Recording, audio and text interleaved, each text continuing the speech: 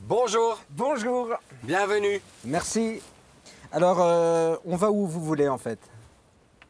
Oh. Ça me plaît. Oui. Ça me plaît. On va où vous voulez. Où je veux. Oui.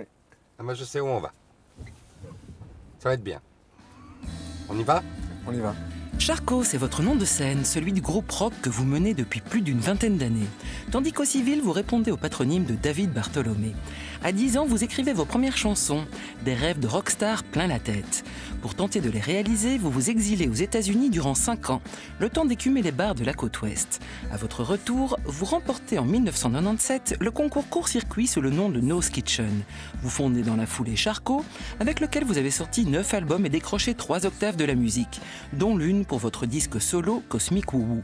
L'électron libre que vous êtes a également fidélisé son public via une tournée de concerts à domicile. Vous avez aussi publié un recueil d'humeur, Caustique, tiré de votre journal en ligne relatant votre vie d'artiste.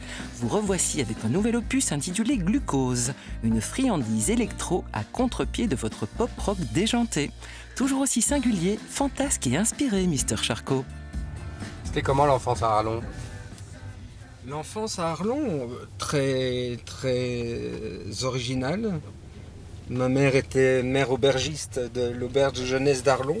Ah. Ce qui fait qu'on habitait dans une grande maison, une grande auberge avec une quinzaine de chambres et une centaine de lits. Ouais. C'était un terrain de jeu pour un enfant absolument vertigineux, de liberté et de rencontres. De parler avec des Américains, des Canadiens, des Anglais. Parce qu'à cette époque-là... Ils allaient jusqu'à Arlon. L'auberge de jeunesse avait du sens. Parce que c'était... On quittait la Belgique pour aller ou l'Allemagne, ou la France, ou le Luxembourg.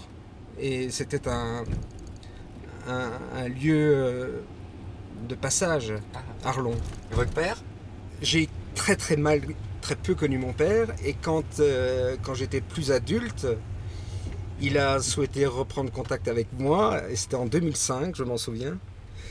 Et il m'a dit qu'il avait des tonnes de choses à expliquer, ce qui était bon à prendre quand on a vécu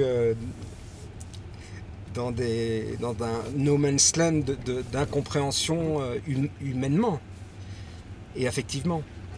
Et donc il m'a dit qu'il avait des tonnes de choses à faire. On s'est vu dans un café près de la gare du Midi.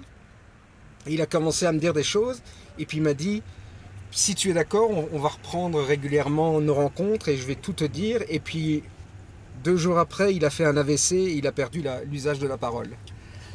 Il était aphasique complet et je n'ai jamais pu lui poser des questions en fait. Mon exemple a toujours été plutôt la mère, l'inspiration féminine. Je remarque quand même, avec les rencontres qu'on peut faire dans ce taxi, que très souvent chez les artistes, il y a une espèce de dysfonctionnalité parentale. Enfin, il s'est passé un truc. Chez vous, évidemment, c'est criant, et il y en a plein d'autres, ceux qui sont criants. Oh, mais oui. Est-ce que vous croyez que prendre une guitare, prendre un bic, prendre une caméra, sculpter, c'est chercher à réparer cette chose-là?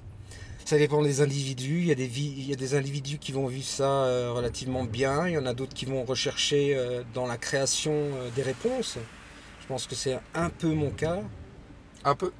Un peu, oui. Je pense que je mettais d'abord, quand j'étais jeune, en avant le goût du divertissement.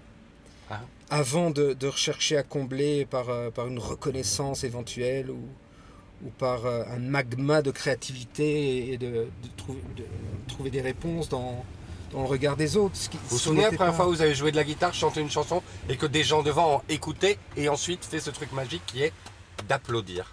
Donc dire je te félicite. Oui, merci. Je m'en souviens, mais ça s'est pas bien passé. Donc je pense que j'ai aussi développé... Parce que le public n'était pas du tout adapté à ça et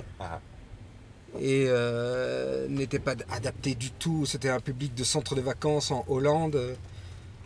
J'avais 15 ans, ils ne s'attendaient pas à ce que je déboule avec une guitare électrique en train de faire des chansons assez radicales avec un anglais scolaire. Donc, À quand 15 ans, vous faisiez des petits concerts à vous. Ouais. Et j'étais seul avec ma guitare. Avec électrique. vos chansons. Oui. Oui, oui. Mais j'ai commencé tôt la musique, à faire de la chanson, je veux dire. J'avais une dizaine d'années.